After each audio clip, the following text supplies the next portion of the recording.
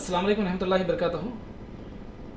TG TET aspirants आप तमाम का आज के हमारे इस फिज़िकल साइंस के सेशन में मैं इस्तकबाल करता हूँ। देखिए, आज के हमारे इस फिज़िकल साइंस के सेशन में इंशाल्लाह हम चैप्टर वाइज हमारे इस सेशन को मुकम्मिल करेंगे। देखिए, आज का हमारा जो टॉपिक है उस उन्वान का नाम है साउंड या आवाज़। आवाज़ से मुताल्लिक़ हम बात करेंगे। देखिए, साउंड या आवाज़, ये आवाज़ क्या है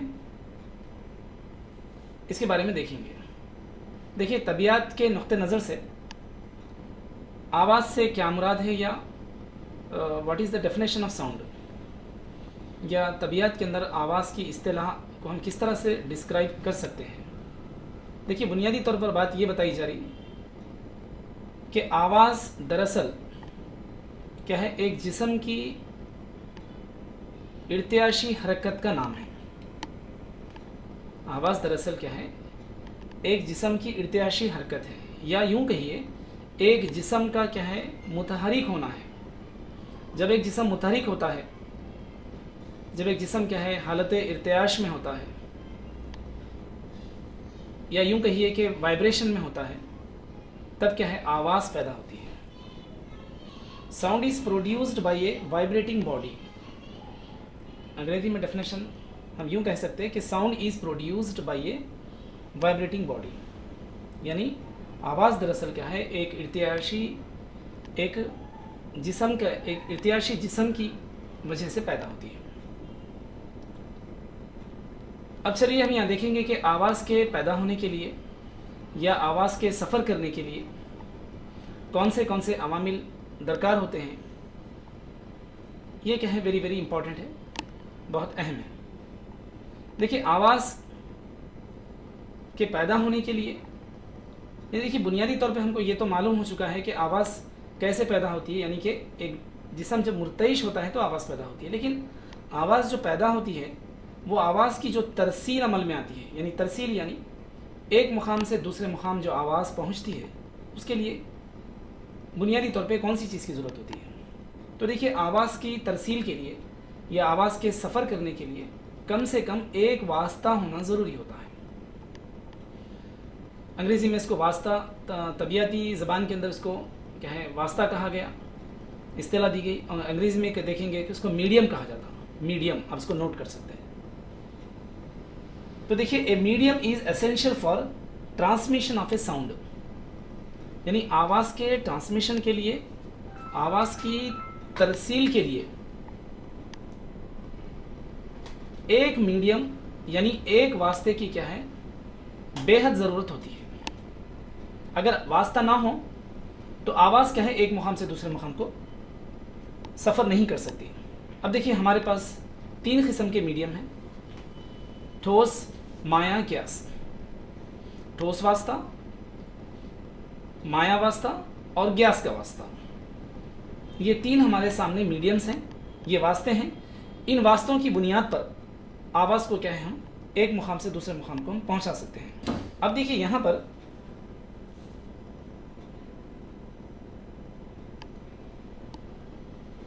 एक अहम बात ये बताई जा रही कि देखिए, आवाज़ के पैदा होने के लिए, आवाज़ के सफ़र करने के लिए एक वास्ता ज़रूरी है। तब यहाँ पर आवाज़ की जो मौजें हैं, यानी आवाज़ किस तरह से, कौन से वास्ते में ज़्यादा तेज़ सफ़र करती है, कौन से वास्ते में क्या है कमज़ोर अंदाज में सफ़र करती है। तो यहाँ पर एक अहम नुक्ता ये दिया गया है कि साउंड ट्रैवल्स फास्टर इन लिक्विड्स, यानी आवाज़ बहुत ही तेज़ सफ़र करती है किसमें, लिक्विड्स में, मायात में। लिक्विड्स देन गैसेस, यानी गैसेस के मुकाबले में, गैसों के मुकाबले में मायात के अंदर आवाज़ बहुत ज़्यादा तेज़ी से सफ़र करती है। और एक अहम पॉइंट ये दिया गया है, it travels faster in solids than in liquids. देखिए, एक छोटा सा कंपेरिजन है, ये तकाबुल है कि it travels faster in solids than in liquids, यानी ठोस वास्तव में बहुत ज़्यादा तेज़ सफ़र करती हैं बामुकाबिल क्या है, मायात के। यानी सबसे ज़्यादा क्या है, आवाज़ की जो तरसील होती है, आवाज़ जो सफ़र करती है वो ठोस में सफ़र करती है। अगर आप कंपेयर करेंगे मायात से, अगर आप मायात से कंपेयर करेंगे तो क्या है, गैसों से ज़्यादा क्या है मायात में क्या है, आवाज़ सफ़र करती है। चलिए अब ये आवाज़ के सफ़र करने के लिए हम बात ये कर रहे हैं कि भाई आवाज़ एक मुतहरिक जिस्म की वजह से पैदा होती है, तो आवाज़ की जो तरसील हो रही है वो कौन सी शक्ल में हो रही है। यानी आवाज़ एक मुकाम से दूसरे मुकाम को जब सफ़र करती है तो किस वास्ते का सहारा ले रही है, या उसका फॉर्मेशन क्या है, इसकी तश्कील क्या है। तो तब देखिए यहाँ पर हमको ये जानना ज़रूरी हो जाता है कि आवाज़ की जो तरसील हो रही है वो आवाज़ की तरसील एक मौज की शक्ल में होती है, एक वेव की शक्ल में होती है। तब हमको क्या है, मौज की नोयत और मौज की क्या है किस्म के बारे में जानना ज़रूरी है। आवाज़ की कौन सी मौज होती है,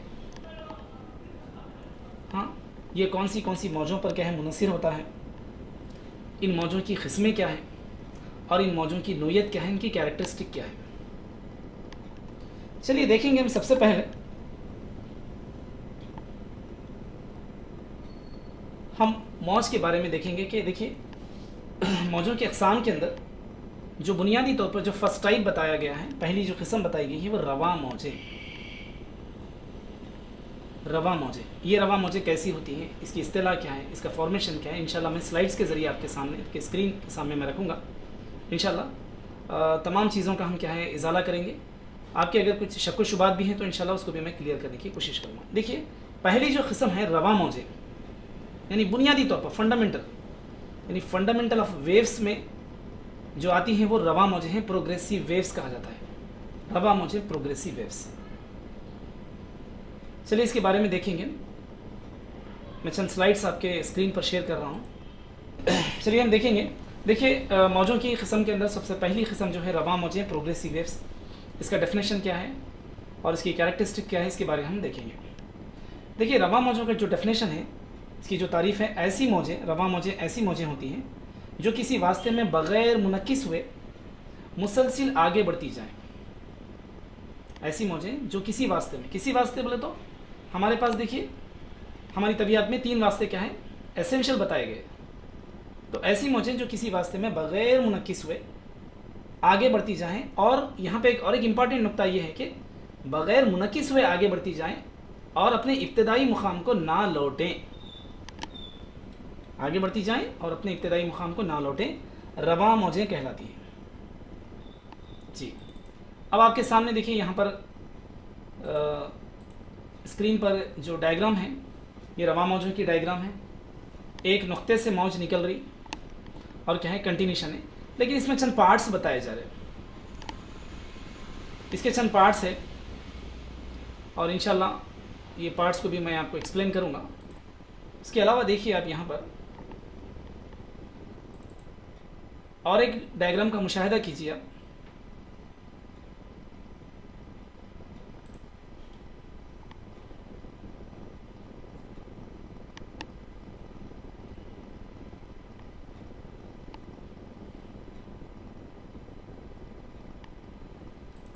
देखिए जी, देखिए यहाँ पर बलिहाज एक्स महवर और वाई महवर को क्या है बुनियाद बनाते हुए क्या है मौज को बताया जा रहा कि देखिए मौज एक मब्दे ओ से निकलकर आगे बढ़ते जा रही और इसको क्या है महवर पर इसको क्या है बताया गया जी। और यहाँ पे कुछ फासला भी बता रहा, देखिए मब्दा जो ओ है, मब्दा ओरिजिन, यहाँ से यहाँ तक का फासला एक्स जी। और यहाँ पर डॉटेड लाइंस दिए गए, रेड लाइन से, और जहाँ पर पी बोल के बताया जा रहा। तो यहाँ पर देखिए ये मौज यानी ऐसी मौजें होती हैं जो क्या है वास्ते में एक मुकाम से निकल कर क्या है आगे बढ़ती है, और इस मौज में देखिए एक नशेब और एक फराज पाया जाता है। एक नशेब और एक फराज पाया जाता है। यानी ये अपर, देखिए ये एक अपर पोर्शन है ये एक लोअर पोर्शन है, फिर और एक अपर पोर्शन, फिर एक लोअर पोर्शन। इस तरह से अपर लोअर पोर्शंस क्या है इस मौज में क्या है क्रिएट होते हैं, बनते हैं। अब यहाँ पर देखिए ये बुनियादी तौर पर रवा मौजे हैं। ये रवा मौजों को दो हिस्सों में तकसीम किया गया है, एक तूली मौजे और एक अर्जी मौजे। चलिए हम देखेंगे तूली मौजे क्या है।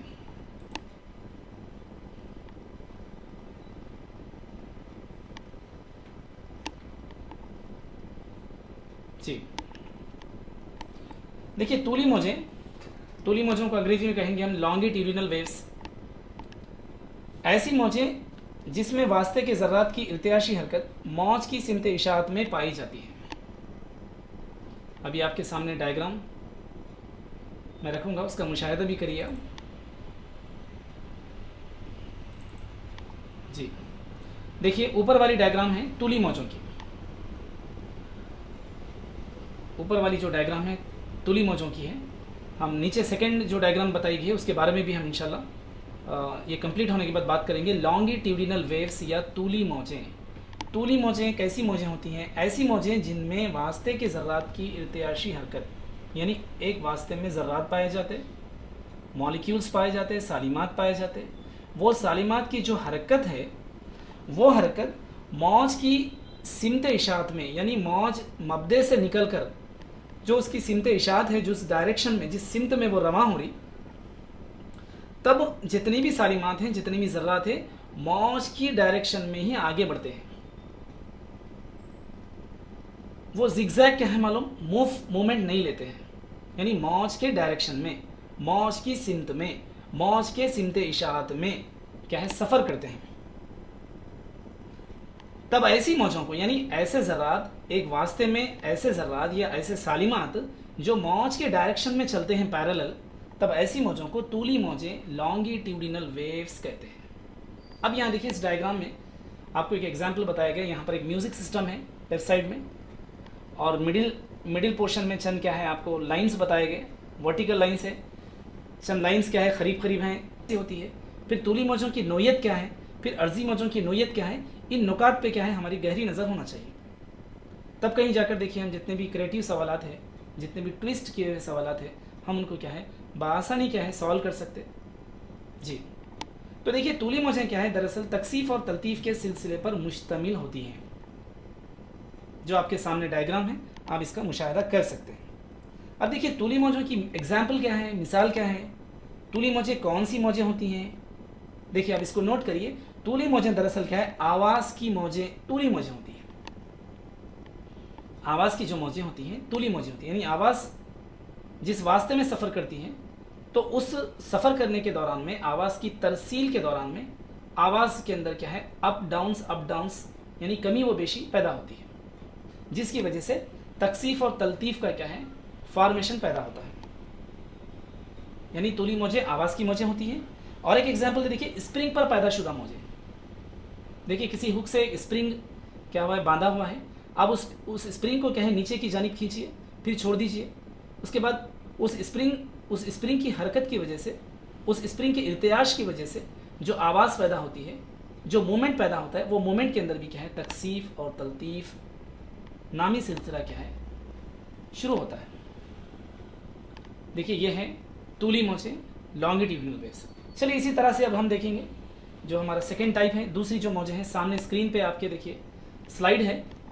सबसे पहले हम ये कॉन्सेप्ट को देखेंगे कि अर्जी मौजें, दूसरी जो किस्म की मौजें हैं अर्जी मौजें, इसका क्या कॉन्सेप्ट है, इसका क्या तस्वुर है, ये कैसी मौजें हैं, इसकी नोयत क्या है। अर्जी मौजें, देखिए अर्जी मौजें ऐसी मौजें जो किसी वास्ते में ज़र्रात की जो इर्तियाशी हरकत है, यानी अर्जी मौजें किसी वास्ते में पैदा होती हैं, और उस वास्ते में जो ज़र्रात हैं, जो सालिमात हैं, वो सालिमात की जो इर्तियाशी जो हरकत है, अभी हम देखें सालिमात की जो इर्तियाशी हरकत है, या यूं कहिए ज़र्रात की जो इर्तियाशी हरकत है, वो मौज की सिमत पर, यानी मौज जिस डायरेक्शन में फ़्लो हो रही है, मौज जिस डायरेक्शन में क्या है आगे बढ़ रही है, तो उसके आगे बढ़ने के दौरान में ये ज़र्रात क्या है आगे नहीं बढ़ते, बल्कि क्या है उमूदन परपेंडिकुलर डायरेक्शन में क्या है मालूम फ़्लो होते।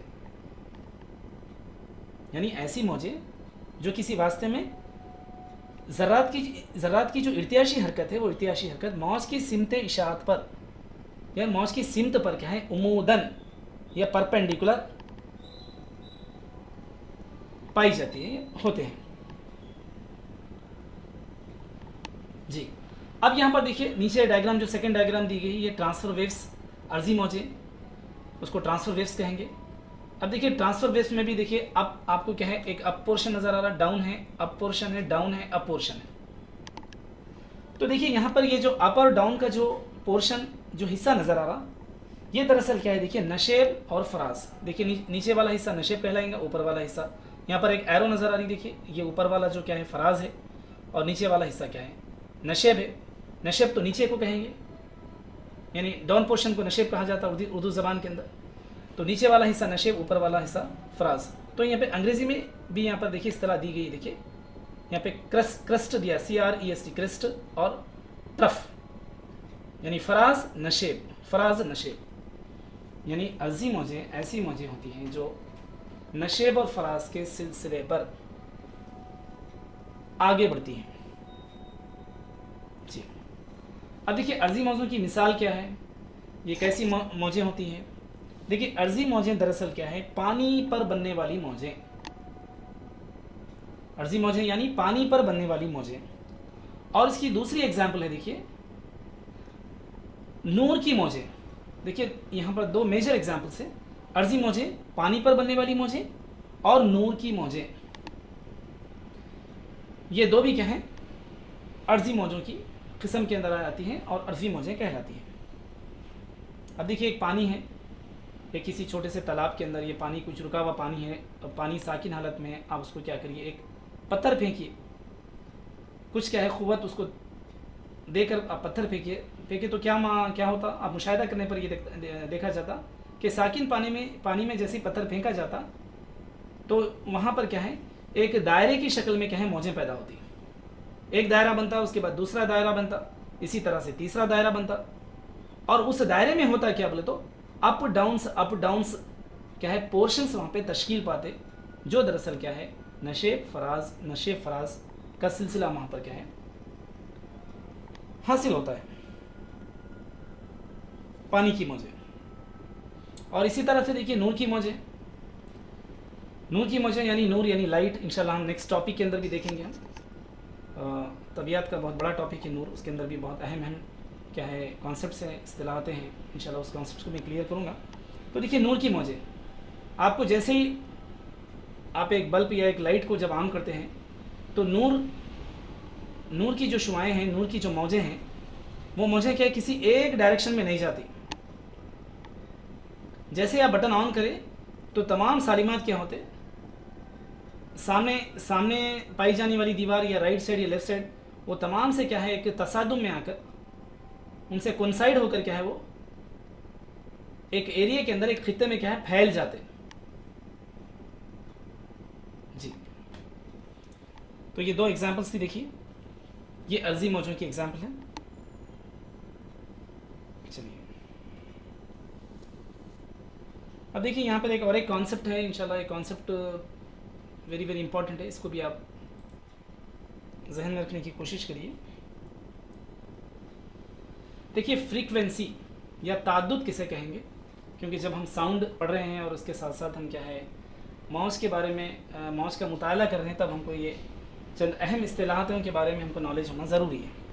देखिए ताद्दुद या फ्रीक्वेंसी, उसको इस्माल यफ से ज़ाहिर किया जाता, ताद्दुद या फ्रीक्वेंसी को, जैसा कि देखिए यहाँ पर इस डायग्राम के अंदर हम यहाँ देख सकते हैं आप।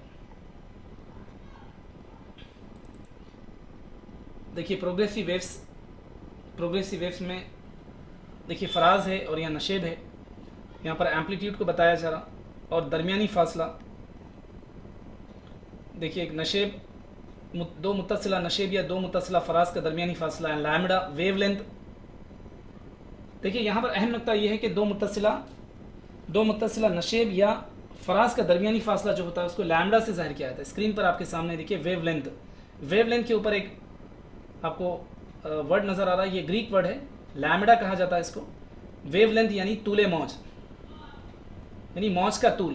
तो मौज का तूल को मेजर करने के लिए, इसकी पैमाइश के लिए देखिए दो मुत्तसिला क्या है नशेब हों या दो मुतसिला फराज हों, उनका दरमियानी फासला वेवलेंथ कहलाता। जी, तो यहां पर देखिए जो ताद्दुद का कॉन्सेप्ट है, ताद्दुद किसे कहेंगे हम, या अंग्रेजी में इसको फ्रीक्वेंसी कहा जाता है। तो देखिए क्लियर कट मैं अंग्रेजी में इसका डेफिनेशन बोलूँगा, फिर उसके बाद मैं इसको आपको उर्दू में भी एलाबोरेट करूँगा। मैं समझता हूँ कि अंग्रेजी का डेफिनेशन हमारे लिए बहुत क्लियर कट रहेगा। ताद्दुद, दरअसल ताद्दुद क्या है, मौज का ताद्दुद कहा जाता। भाई मौज का ताद्दुद क्या है, फ्रीक्वेंसी क्या है, इन जनरली भी हम हमारी डेली कन्वर्सेशन में भी ये इस वर्ड को सुनते देखिए फ्रीक्वेंसी, भाई इसका फ्रीक्वेंसी इतना है। तो देखिए डेफिनेशन ये बताता है कि the number of vibrations which an object can make per second. ये देखिए एक ऑब्जेक्ट, कोई एक ऑब्जेक्ट फी सेकेंड में जो नंबर ऑफ वाइब्रेशंस पैदा करता है। चलिए ताद्दुद के बारे में देख रहे थे हम। ताद्दुद क्या है दरअसल, देखिए 10 मिनट्स के अंदर इंशाल्लाह मीटिंग फिर क्लोज हो जाएंगी। मैं और एक दो टॉपिक्स में कंप्लीट करते हुए इंशाल्लाह आज के सेशन को मुकम्मल करूंगा। जी जी, मुझे वंस अगेन ये कट करना होगा।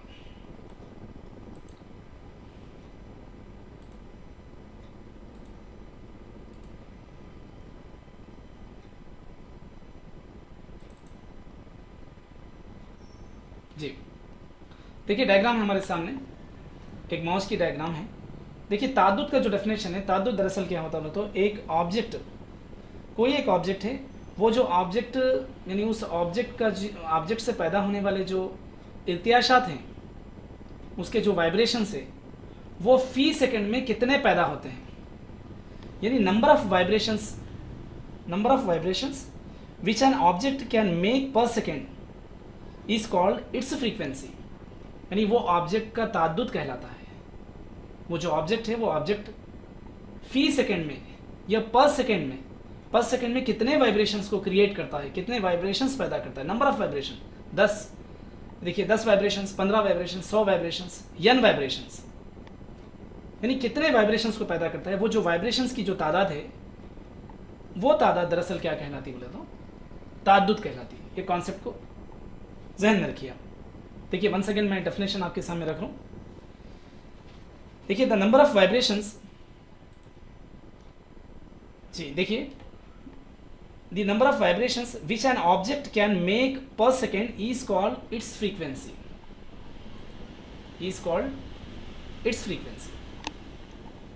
चलिए ये कॉन्सेप्ट क्लियर हो गया।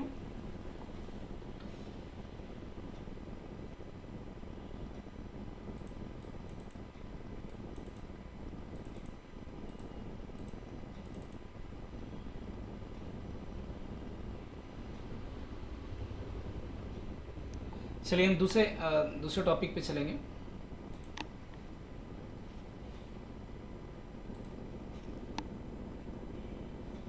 देखिए वेरी वेरी इंपॉर्टेंट कॉन्सेप्ट है एक, यहाँ पे एक बात बताई जा रही है। थॉमस एल्वा एडिसन, हम नाम सुने देखिए थॉमस एल्वा एडिसन के बारे में। जी कोई बताएंगे थॉमस एल्वा एडिसन कौन है? थॉमस एल्वा एडिसन, हाँ यस, बल्ब। जी बल्ब का मौजूद है, बल्ब को ईजाद किया इसने एक जो एपरेटस को ईजाद किया। देखिए थॉमस एल्वा एडिसन इन्वेंटेड दी फोनोग्राफ। सर एक एपरेटस है phonograph, a device that played recorded sound in 1877।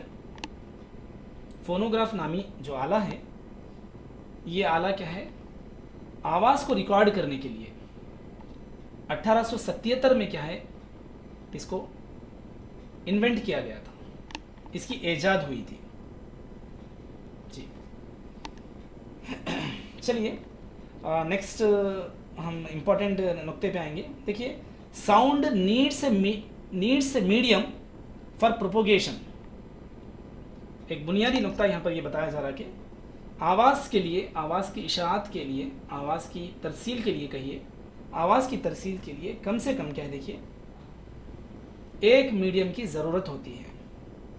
It needs a medium for propagation. Propagation देखिए ये जो वर्ड बताया जा रहा है प्रोपोगेशन, ये तबियात का वर्ड है, और अगर इसको उर्दू इस्तिलाह में देखेंगे तो इशाअत कहा जाता है। प्रोपोगेशन इशाअत, यानी मद्दे से जो भी क्या है मौजें निकलती हैं उसका जो प्रोपोगेशन होता है उसकी इशाअत होती है। सर और एक वेरी वेरी इंपॉर्टेंट नुक्ता ये है कि sound is a form of energy. देखिए सर, तबियती नुक्ते नज़र से ये बात बताई जा रही है कि साउंड दरअसल, आवाज़ दरअसल क्या है, एक तवानाई की शक्ल है। इसको भी नोट करिए आप। आवाज़ दरअसल क्या है, एक तवानाई की शक्ल है। और क्या है, ये किसी जिस्म के मुतहरिक होने की वजह से पैदा होती है, और वाइब्रेटिंग बॉडी, कोई मुतहरिक जो जिस्म है, मुतहरिक जिस्म से पैदा होती है, और दूसरे जिस्म में क्या है, इसका ट्रांसमिशन भी किया जा सकता है, मुंतकिली भी की जा सकती है। चलिए देखिए, थर्ड टाइप की जो मौजें हैं वो है मुखीम मौजें, या इसको कहेंगे स्टेशनरी वेव्स। मुखीम मौजें या स्टेशनरी वेव्स। देखिए स्टेशनरी वेव्स क्या है, ये मौजों की नोयत क्या है और इसका कॉन्सेप्ट क्या है, इंशाल्लाह हम देखेंगे। देखिए स्टेशनरी वेव्स, मुखीम मौजें। देखिए मुखीम मौजें दरअसल क्या है, दो रवा मौजों का मजमुआ होती है, दो रवा मौजें होती हैं। बुनियादी नुक्ता है इसमें, ऐसी दो रवा मौजें जिनका तूले मौज और हैत इर्तियाश। तूले मौज, अभी देखिए आप तूले मौज, दो मुत्तसिला नशेब या दो मुत्तसिला, डायग्राम आपके सामने है, डायग्राम का मुशाहिदा करिए। दो मुत्तसिला नशेब और दो मुत्तसिला क्या है, फराज। तो यहाँ पर देखिए इसके डेफिनेशन में ये बात बताई जा रही है कि मुखीम मौजें ऐसी दो रवा मौजें होती हैं, या ऐसी मौजें कहिए आप, जिनका तूले मौज, वेवलेंथ और हैत इर्तियाश मसावी हो, और एक वास्ते में एक दूसरे के मुखालिफ सिमत में, ये दो चीज़ें मसावी होना, तूले मौज और हैत इर्तियाश, और एक वास्ते में एक दूसरे के मुखालिफ सिमत में सफ़र करती हैं, और एक वास्ते में एक मुकाम पर ज़र्रात की हरकत आज़म तरीन हो सकती है या अक़ल तरीन हो सकती है। इस नोयत की मौजों को क्या है, मुक़ीम मौजें कहा जाता है। यानी मुक़ीम मौजें जिस वास्ते में क्रिएट की जाती हैं या जिस वास्ते में क्या है तश्कील पाती हैं, वहाँ पर देखिए, जैसा कि देखिए डायग्राम का मुशाहिदा कीजिए आप। इस डायग्राम में बताया जा रहा, देखिए एक नुक्ते से क्या है मौज निकल रही, ब्लू लाइन नज़र आ रही। देखिए अब ये ब्लू लाइन एक नुक्ते से निकल कर क्या है दूसरे नुक्ते पर पहुँच रही, उसके बाद ग्रीन लाइन स्टार्ट हो रही, ग्रीन लाइन यहाँ से निकल कर क्या है फिर इब्तदाई नुक्ते पर पहुँच रही। तब ये देखिए ये ब्लू लाइन और ग्रीन लाइन ये दोनों क्या है एक नुक्ते पर मिल रहे, एक नुक्ते पर क्या है दोनों कोइंसाइड हो रहे, दोनों खता कर रहे। यानी वास्ते में जो ज़र्रात की हरकत है, ज़र्रात की हरकत, इस मौज की जो नोयत बताई जा रही है कि वास्ते में ज़र्रात की हरकत क्या है समटाइम्स क्या है आज़म तरीन होती है, और वास्ते में क्या है ज़र्रात की हरकत क्या है अक़ल तरीन होती है, यानी सीफर भी होती है। ज़र्रात की जो हरकत है वो फाइनली क्या है साकिन हालत में भी आ जाती है, सीफर भी होती है। और यहाँ पर देखिए ये जो मौजें हैं, दरअसल ये मौजों की एग्जाम्पल क्या है, इसकी मिसाल क्या है। ये मौजें दरअसल क्या है, ये मौजें एक वास्ते डोरी या रस्सी पर पैदा की जाती है। देखिए स्टेशनरी वेव्स यानी ऐसी मौजें होती हैं जो क्या है एक डोरी पर, डोरी के क्या है कि इब्तिदाई मुकाम और एक डोरी का एक इंतहाई मुकाम रहता, एक डोरी पर इसको क्या है हम पैदा कर सकते हैं, या एक डोरी पर इसकी तश्कील दी जा सकती, या एक रस्सी की मदद से भी हम क्या है ये मौजों को बना सकते हैं। देखिए यहाँ पर इस डायग्राम का मुशाहिदा करने पर हमको ये मालूम हुआ कि देखिए यहाँ पर ये जो ऊपर का जो पोर्शन नज़र आ रहा है आपको, ये अपवर्ड्स पोर्शन ब्लू लाइन और ग्रीन लाइन का, ये नोड और एंटी नोड। देखिए यहाँ पे दो इस्तिलाहते हैं, नोड और एंटी नोड, उक़दा और ज़िद उक़दा। देखिए मुक़ीम मौजों के अंदर स्टेशनरी वेव्स में उक़दा और ज़िद उक़दा ये दो क्या हैं पॉइंट्स पैदा होते। देखिए हमारी नेक्स्ट टॉपिक हम देख रहे थे उक़दा और ज़िद उक़दा। देखिए दो कॉन्सेप्ट्स हैं यहाँ पे। उक़दा, इसको अंग्रेजी इस्तिलाह में बोलेंगे नोड, यानी उक़दा एक वास्ते में क्या है किसी मुकाम पर ज़र्रात की जो हरकत है वो ज़र्रात की हरकत अक़ल तरीन होती है या सिफर होती है, उसको उक़दा कहेंगे। और दूसरी टॉपिक है ज़िद्द उक़दा, और इसको बोलेंगे एंटी नोड। यानी एक वास्ते में किसी मुकाम पर ज़र्रात की जो हरकत है वो आज़म तरीन होती है या ज़्यादा होती है, ज़िद्द उक़दा कहलाती है। हम डायग्राम से मुशाहदा कर लेंगे इसका।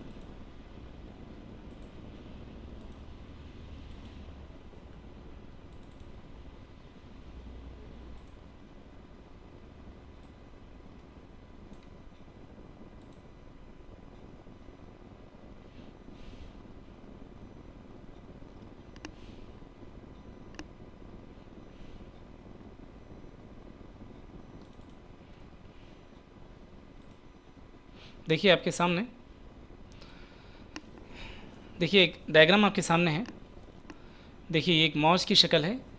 देखिए नोड और एंटी नोड यहाँ पे बताया जा रहा है। देखिए नोड का एक एरो मार्क बताया जा रहा है। नोड यानी इस मुकाम पर क्या है, ज़र्रात की हरकत, ज़र्रात की हरकत अक़ल तरीन या सिफर होती है।